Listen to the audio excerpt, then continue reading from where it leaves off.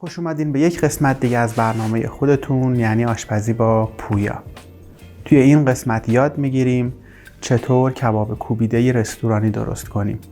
کباب کوبیده یک غذای بسیار حرفه‌ای هست و نیازمند تجربه هست و با چند بار درست کردن اون به مرور قلقش دستتون میاد که چطور یه دونه کباب کوبیده خوب بتونید برای خودتون و خانواده‌تون درست کنید.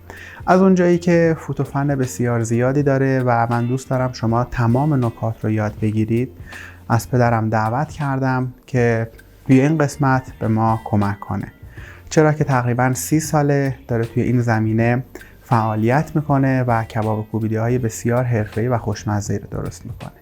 بریم برای درست کردنش.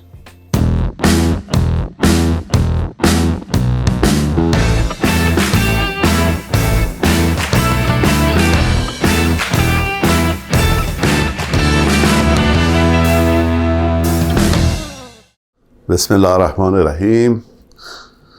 تو برنامه امروزمون کباب کوبیده یا کباب مشتی هست. من 30 سال دارم کباب درست میکنم برای خانواده، هر کی خورده پسندیده. و بهترین گوشت برای کباب سردست گوساله هست و قلبگاه گوسفند، البته نصف به نصف. یعنی اگر 1 کیلو گوشت شما بخواد چرخ کنید برای کباب، بهتر اینه که نیم کیلو گوشت سردست گوساله باشه، نیم کیلو گوشت قلبگاه گوسفندی. حالا اگر که گوشتتون دیدید یه مقدار چرب هست، دنبه کمتر بریزید داخلش، ولی اگر گوشتتون لخت هست و چربی نداره، به ازای هر 1 کیلو گوشت حداقل 200 گرم دنبه احتیاج داره. و به ازای هر 1 کیلو گوشتی که چرخ میکنید، ربع کیلو یا 250 گرم پیاز آب گرفته. یعنی شما اگر نیم کیلو پیاز چرخ میکنید، آبشو باید بگیرید. آبش ما مورد مصرفی نداریم، فقط تفالش مورد استفاده قرار میگیره که اینم تو حین برنامه خدمتون عرض میکنم. این الان گوشت گوساله هست به اندازه نیم کیلو و اینم گوشت قلبگاه گوسفندی هست، اینم به اندازه تقریبا 750 گرمی که البته من اضافیش رو بعد برمیدارم. خب بریم برای شروع کردن به تکیک کردن گوشتمون تا مرحله بعدی رو نشونتون بدم برای چرخ کردنش. گوشت رو به صورت لقمه لقمه به اندازه دهنه چرخ میبریم.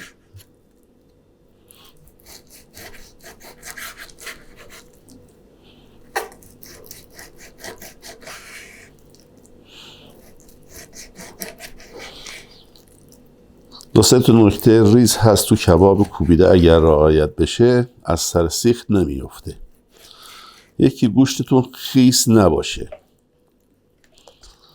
یکی سیخی که میخواد گوشتتون رو به سیخ بکشید سیختون خیس نباشه، چرب نباشه، از قبل تمیز شسته باشیدش، خشکش بکنید. اینا اگر نکاتی هست که اگر رعایت بشه گوشتتون سر سیخ راحت میمونه و از سر سیخ نمیریزه. خب اینم چربی هست که باید حتما به گوشت اضافه بشه.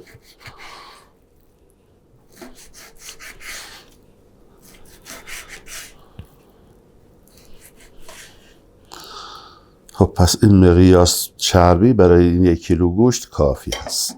خب ادویه هامون هم که شامل زعفرون هست، فلفل قرمز هست، نمک هست، فلفل سیاه.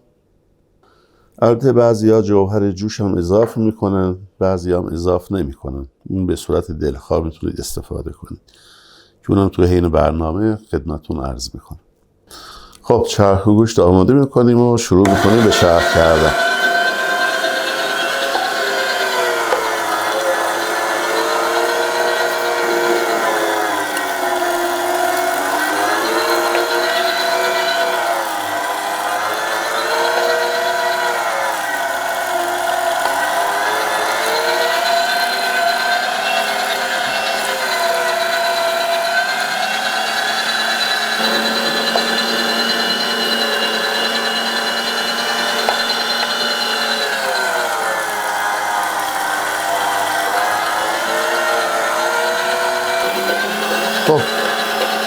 مرحله اول گوشت چرخ کردنمون بود. میریم سر وقت پیازم چرخ میکنیم، آبش رو میگیریم که به صورت توفاله در بیاد. توفاله رو به اضافه ادویه‌جات مختلف به گوشت اضافه میکنیم و میریم برای مرتبه دوم چرخ کردن.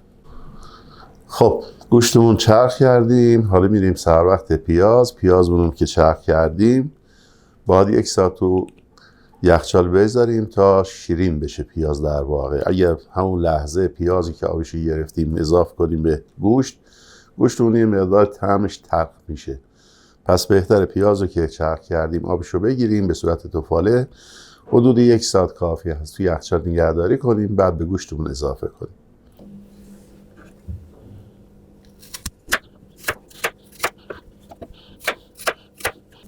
خب رسیدیم به مرحله پیاز چرخ کردن.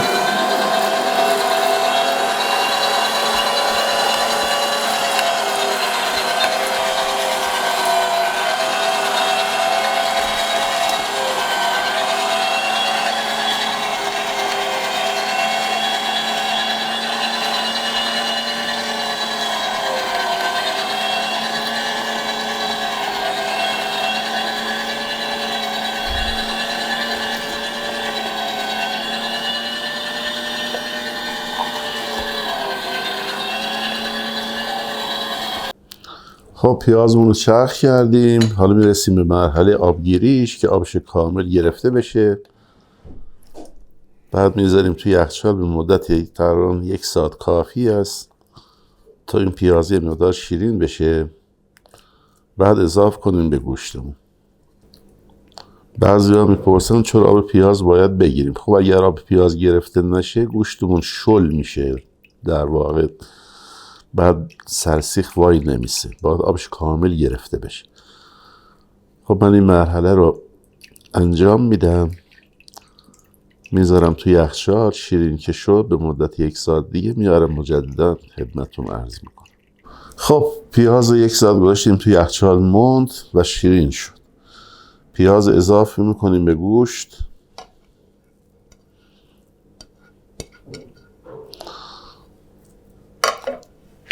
ادویه هم که گفتیم شامل فلفل قرمز به اندازه 1 قاشق چایخوری، نمک 2 قاشق چایخوری، فلفل سیاه 1 قاشق چایخوری. اینم جوهر جوش، من یه مقدار کمی بهش اضافه میکنم. اینم پودر سیر هست به صورت دلخواه، کسی دوست داشت میتونه استفاده کنه، برای طعم و مزهش عالی میشه. اینم زعفرون آب شده است که می‌ریزم داخلش. اینو باید خوب ورزش بدیم تا بتونیم مرحله دوم چرخ کردن رو نشونتون بدم.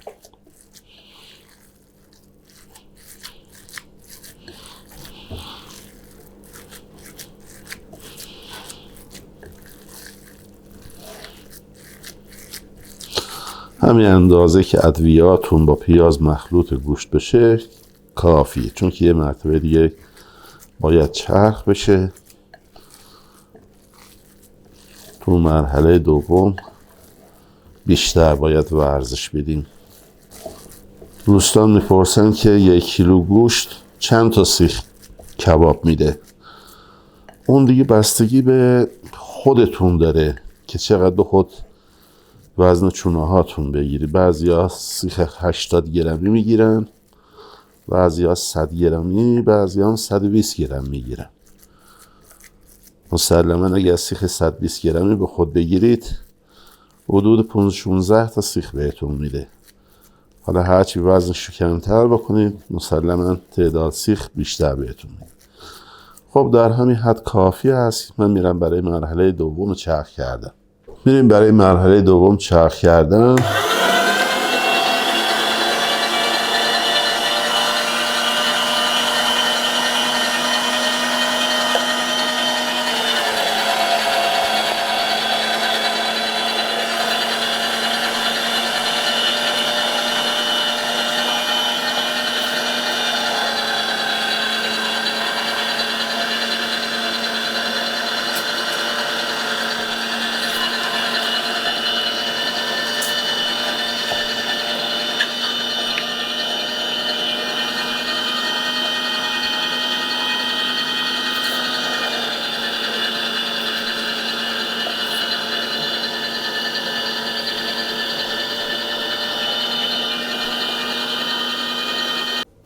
خب مرحله دوم گوشتمون به مرحله پایانی رسید و دیگه میریم برای ورز دادن.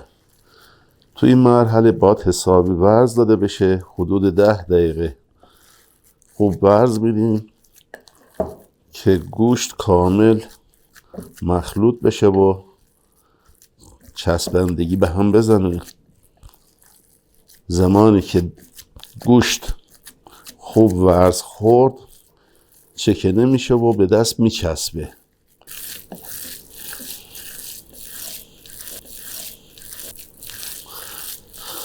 برای که بفهمید چربی گوشتتون کافی هست یا نه، همین اندازه که در حین ورز دادن مقدار پشت دستتون چربی جمع میشه، این نشون دهنده اینه که چربی گوشتتون کافیه. تو مرحله ورز دادن هرچی بیشتر ورزش بدید مطمئنا گوشت از سر سیخ نمیریزه.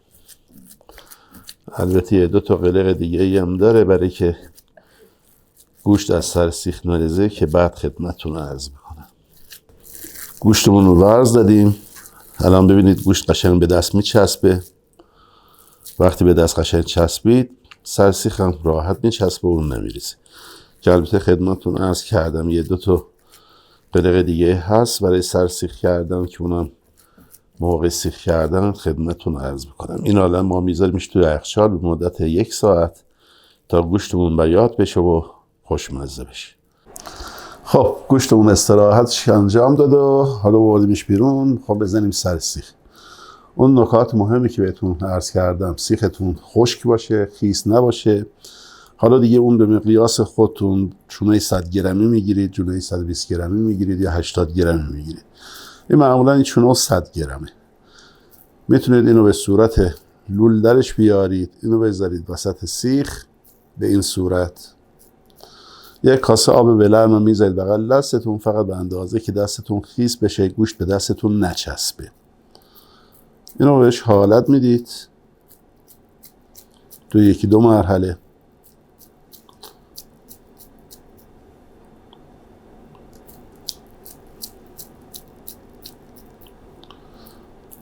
این گل انداختن کباب هم فراموش نکنید. برای مغز پخت شدن وسط کباب خیلی مهمه. میتونید سر تهش هم به این روش ببندید. این الان شد یه دونه سیخ. حالا من یه 2 تاش براتون سیخ میکنم.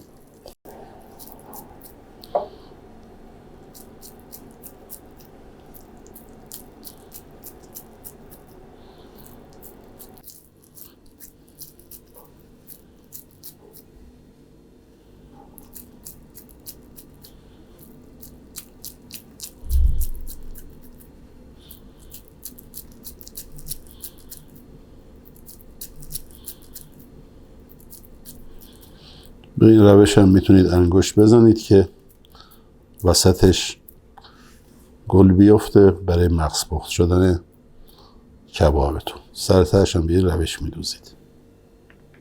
خب گوشتار ما سیخ کردیم دیگه. حالا میریم پای منقل که اونجا هم کباب کنیم. کباب شده نشونتون بدیم. به این روش.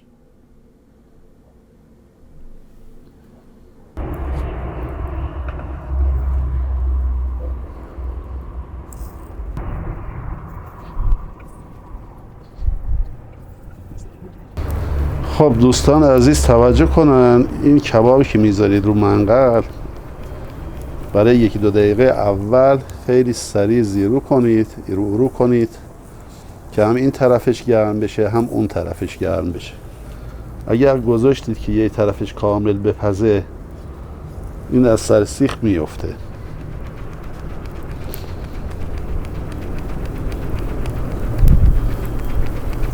بعدم یه نواخت بزنید که همه جای کباب پخته بشه.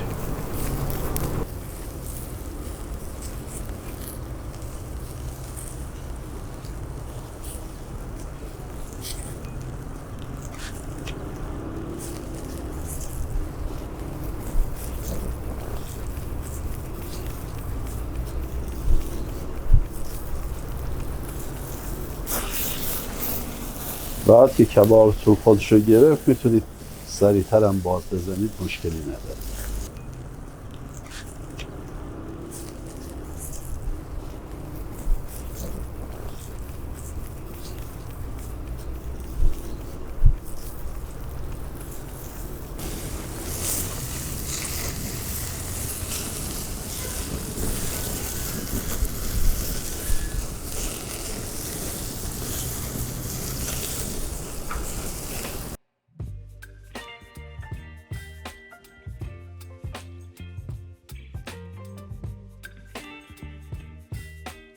این هم نتیجه کار کباب امروز ما. انشالله تو برنامه بعدی همتون رو دست خدای بزرگ میسپارم. خدا نگهدار.